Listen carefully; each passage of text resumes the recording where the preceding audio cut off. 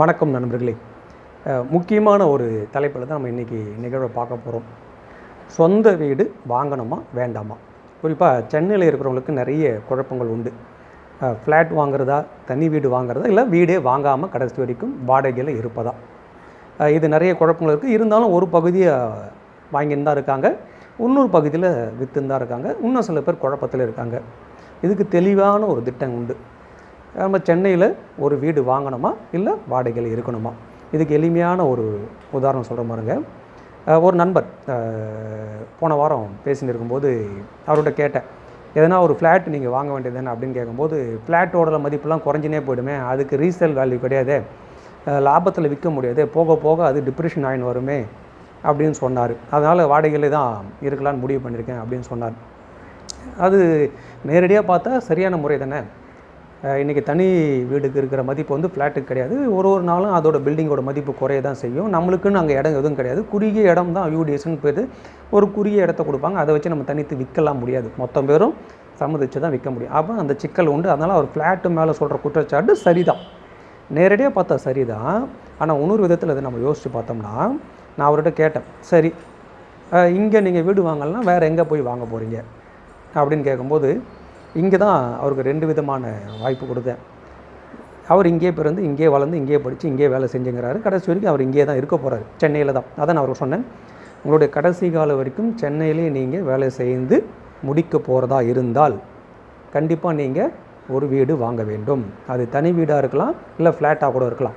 அது முதலீட்டு முறையாக பார்க்க வேண்டாம், லாபம் கொடுக்கும் ஒரு முறையாக பார்க்க வேண்டாம். பிற்காலத்தில் அது லாபம் கொடுக்காது, நம்ம வாங்கின விலையை தான் போகும். அதெல்லாம் இந்த மாதிரி இடத்துல அப்ளை பண்ணக்கூடாது.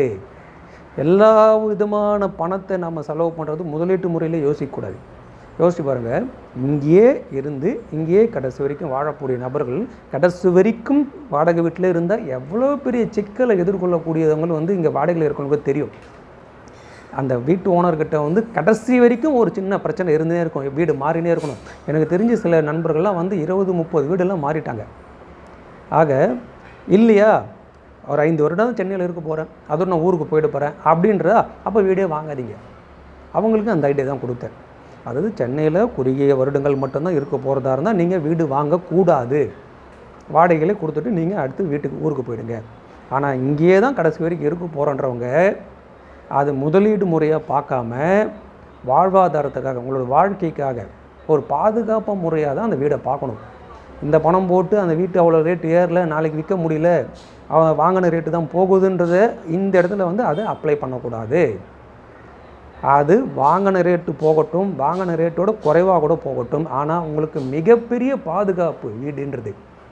இது வாடகையில் இருக்கிறவங்களோட பிரச்சனையை சால்வ் பண்ணக்கூடியது நம்மளோட தனி சொந்த வீடு. அது ஃப்ளாட்டாக கூட இருக்கலாம். ஆக ஒரே ஒரு விஷயந்தான், நீங்கள் சென்னைன்றதில்லை, கோயம்புத்தூரில் இருந்தீங்களாவோ, திருநெல்வேலியில் இருந்தாவோ, மதுரையில், திருச்சியில், எங்கே இருந்தாலும், சேலம் எங்கே இருந்தாலும் இதை தான் அப்ளை பண்ணணும்.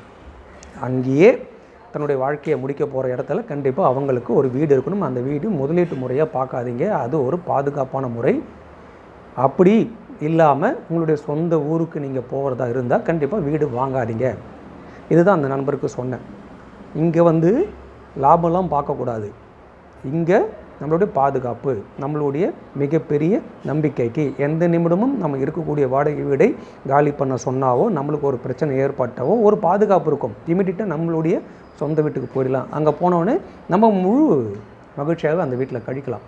அப்போ அந்த மகிழ்ச்சி அந்த லாபத்துக்கு ஈடாகாது. ஆக பஸ்ஸில் போனால் கூட தான் காசு கம்மி, அதுக்காக கார் வாங்காமல் இருக்க முடியுமா? கார் வாங்குறோம்ல தேவைக்கணும். அந்த மாதிரி தான் இந்த வீடு. இந்த இடத்துல முதலீட்டு முறைன்றது வீடை பார்க்கக்கூடாது, நம்மளுடைய வாழ்க்கை பாதுகாப்புக்குன்னு பார்க்கணும். ஆக நீங்கள் சென்னையில் கடைசி வரைக்கும் இருக்கிறதா இருந்தால் வீடு வாங்குங்க. அது எங்கேயாவது எந்த பகுதியிலையாவது, நீங்கள் இருக்கிற பகுதியில் தான் கிடையாது, அப்படியே வெளி பகுதியிலையாவது ஒரு வீடு வாங்கிக்கங்க. குறுகிய காலம் தான் சென்னையில் இருக்க போகிறோம், குறுகிய காலம் தான் மதுரையில் இருக்க போகிறாங்க அப்படின்னா வாங்காதீங்க. இவ்வளோ தாங்க.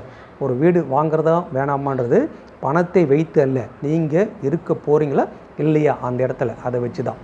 நன்றி.